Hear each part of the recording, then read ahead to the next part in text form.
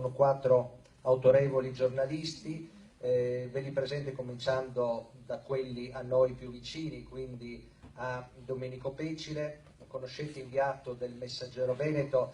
Ricorderemo comunque tra poco che prima di fare il giornalista del Messaggero ha svolto altre funzioni particolari, conoscendo molto da vicino il terremoto e la storia della ricostruzione. Poi Roberto Papetti, appunto direttore del Gazzettino bergamasco, e infatti ha incominciato la sua carriera proprio nel quotidiano Bergamo Oggi, e poi come soprattutto giornalista economico-finanziario, Gente Money, Capital, vice direttore del Mondo, caporedattore dell'economia del Corriere della Sera, e poi dal 2001 al 2006 vice direttore del giornale con Maurizio Belpietro, e dal 2006, quindi tra poco direttore, saranno 10 anni alla guida appunto del Gazzettino.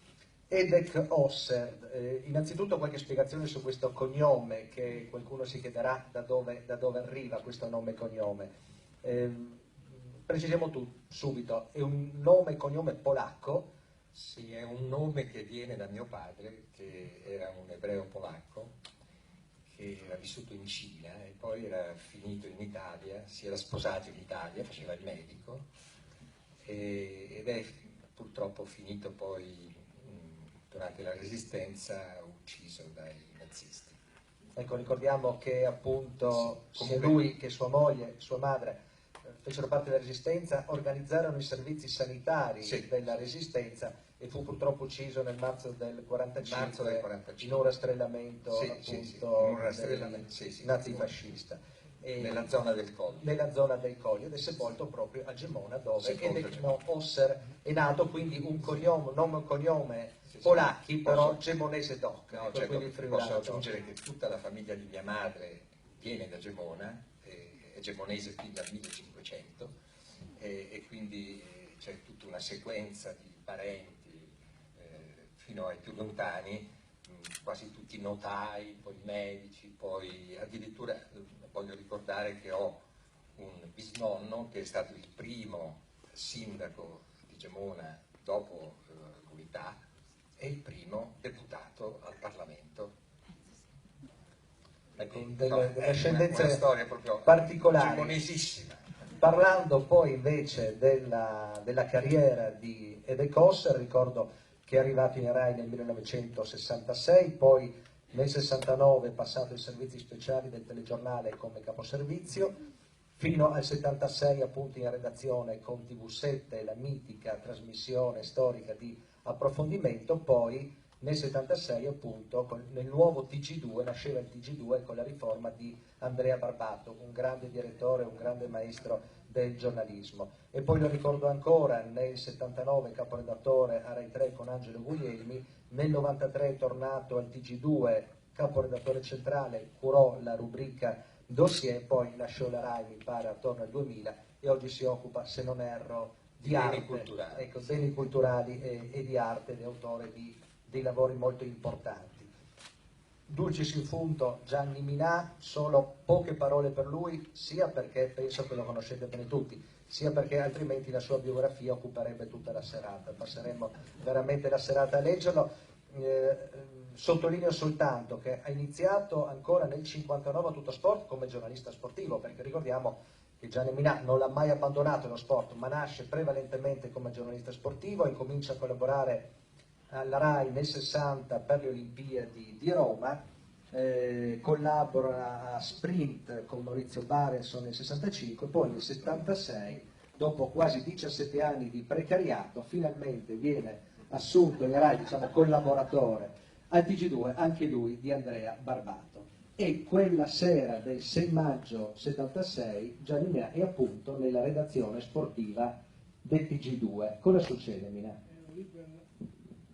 Ero lì per la chiusura del telegiornale delle 11:30 e c'era un pezzettino di sport, e viene su il direttore e dice c'è una tragedia, non sappiamo ancora bene se è in Friuli o se è in Slovenia, e non c'è nessuno perché erano andati già via tutti.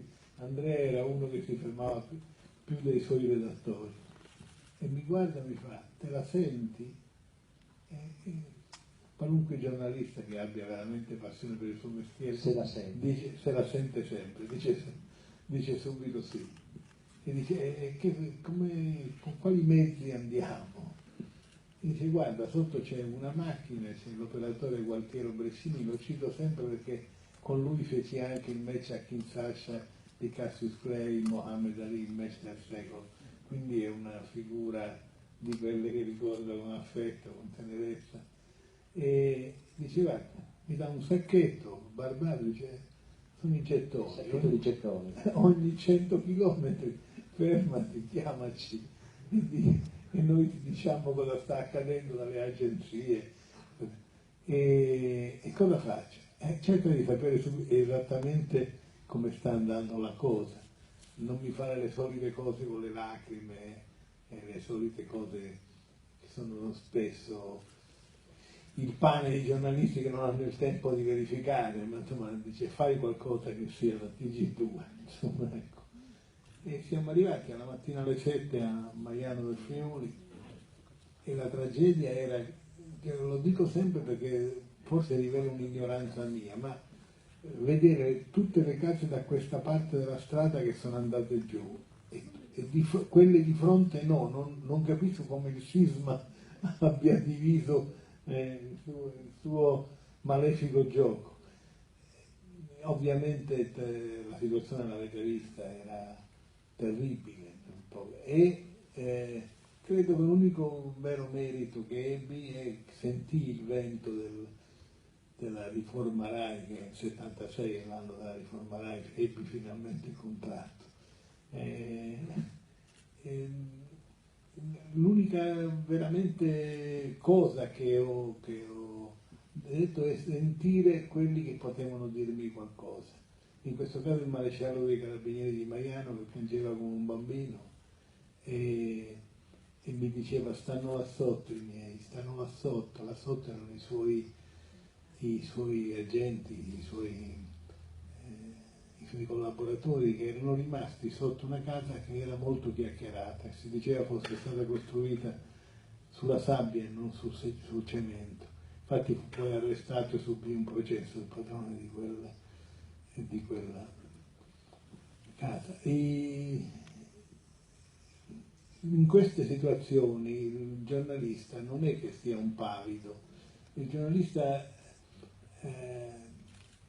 sa di essere giornalista del servizio pubblico e qualcuno lo prende però, esagera in questo, fino a tacere, è successo in questi anni a molti. Volevo aggiungere a quello che diceva Gianni, che la riforma della RAI, quella di cui ha parlato, è stata una svolta importantissima. Per 2 anni. Per un breve periodo, perché poi il Barbato, il nuovo direttore, un grande direttore, lui era stato nominato vice direttore del neonato La Repubblica, ha rinunciato a questo vice direttorato per dirigere il TG2, con una serie di difficoltà incredibili, perché si trattava di fare concorrenza al TG1, che era il vecchio il telegiornale un po' paludato, un po' insomma quello del regime democristiano di allora, non lo dico, era così, insomma, c'erano una serie di cose che non si potevano dire. Con Barbato noi abbiamo potuto dire, abbiamo potuto parlare, e anche perché Barbato voleva fare un giornalismo d'inchiesta, e questo si accorda molto bene con quello che stiamo facendo qui adesso noi, cioè parlare dell'inchiesta. Noi abbiamo affrontato il terremoto con l'idea di fare delle inchieste, non soltanto di sentire la cronaca pura, ma di capire che cosa c'è. Il primo problema che avemmo, il primo assolutamente, era di dire quanti erano già morti sotto le macerie, perché c'è sempre una tenera bugia quando ci sono fatti clamorosi nel mondo e nel tuo paese, per cui si attenua come se il cittadino fosse uno acefalo e quindi il cittadino non sappia sopportare i contraccolpi di una tragedia. Siamo tutti cittadini della stessa nazione, dello stesso paese e tutti siamo persone, almeno se facciamo mestieri con passione come facevamo noi, sai di far parte di una società e devi tutelare la società con la verità, non nascondendo. Dice, sono 400 i morti, no, sono 800, cioè arrivavano le notizie e crescevano, e io ho avuto solo l'unico merito di dire quello che, confermato anche dai carabinieri, era la verità, quella da non nascondere, anche perché era una tragedia tale che era meglio saperlo. Coinvolgiamo anche gli altri nostri, gli altri nostri ospiti, a cominciare dal direttore Papetti. Prima di parlare con Papetti, con Pecile, del ruolo anche della carta stampata, vi chiederei per prima cosa anche un ricordo personale di quella giornata. Direttore, lei aveva 16 anni, andava ancora a scuola, nella sua Bergamo, immagina come ricorda quella serata e poi proprio i primi servizi giornalistici che si vedevano in TV. Ma buonasera a tutti. Io non ho un ricordo particolare, nel senso che gli effetti del sisma nella mia città furono abbastanza tenui, non ci furono particolari problemi. Ho però la memoria di queste immagini. Questa sera ho avuto la possibilità poi di rivedere e di rivivere. E ne ho la memoria del racconto e della percezione dei miei genitori, che assistevano a queste immagini come di fronte ad un dramma epocale, e con un continuo riferimento da parte in particolare di mia mamma al Vajont, perché mia mamma diceva continuamente, questo è peggio del Vajont, questo è peggio del Vajont. Ora, io a 16 anni cosa fosse il Vajont, sì, insomma, avevo qualche neanche ricordo, in realtà qualche vaga reminiscenza, ma insomma c'era questa frase che mi ritornava alla mente, perché guardava la televisione e continuava a ripetere in modo anche abbastanza ossessivo questa frase. Poi, andando avanti nel tempo, ho capito meglio che cos'era il Vajont, ho capito molto meglio che cos'era stato il terremoto del Friuli. E poi, se avrò la possibilità, prima si faceva riferimento alle differenze, situazioni tecnologiche che una volta aveva la televisione, quelle che oggi. Devo dire, e poi magari se c'è tempo ne parliamo, per i giornali, per i quotidiani fu anche peggio per certi aspetti. Certo. Restando nei ricordi personali, Domenico Pecile invece, ventenne allora, a Udine visse il terremoto direttamente. La sera ero a Padova all'università, eravamo in terrazza, quindi lo avvertimmo molto distintamente. Come ricordava Gianni, c'erano i gettoni ma non c'erano i telefoni, perché erano tutti saltate le linee. Le prime notizie ci informarono che era successo qualcosa in Friuli, ci fu un tam-tam grazie ai cibi, quella volta fecero un lavoro di informazione incredibile, i radioamatori, i camionisti eccetera. Noi avevamo un punto di ritrovo che era Bar Nando della Giulia, dove ci trovavano tutti i friulani, c'è il regionale che se lo ricorda, e lì ci furono le prime notizie. Nel giro di mezz'ora organizzammo una spedizione. Ci trovammo almeno 1 migliaio di friulani in Prato della Valle, partimmo subito. E le notizie erano drammatiche, perché arrivammo alle prime autogrill e ci dissero che da Udine in su tutto era raso al suolo, le facce erano sconvolte in questi autogrill, i telefoni non funzionavano. Arrivammo a Udine, invece Udine non aveva subito granché, però la gente era tutta fuori, tutta smarrita, gente livida, gente che piangeva. Andavo prima a casa mia, perché io abitavo a Argagna, e quindi era il primo paese, e una volta accertato che tutti stavano bene, ma avevano già piantato delle tende, quelle estive nei vari giardini, siamo proseguiti verso Buia. A Buia abbiamo visto il disastro, c'era il famoso cinema che trasmetteva il film, la città era distrutta all'alba, la storia di un terremoto, e questi sono morti sotto il terremoto. Di lì cercavamo i parenti di un nostro amico che era in macchina, l'abbiamo trovato, allora abbiamo deciso di andare verso Maiano, ma era casa sola, era distrutta, c'erano le mucche in mezzo alla strada, soldati che non sapevano cosa fare, gente che urlava, e siamo tornati indietro e siamo arrivati a San Daniele.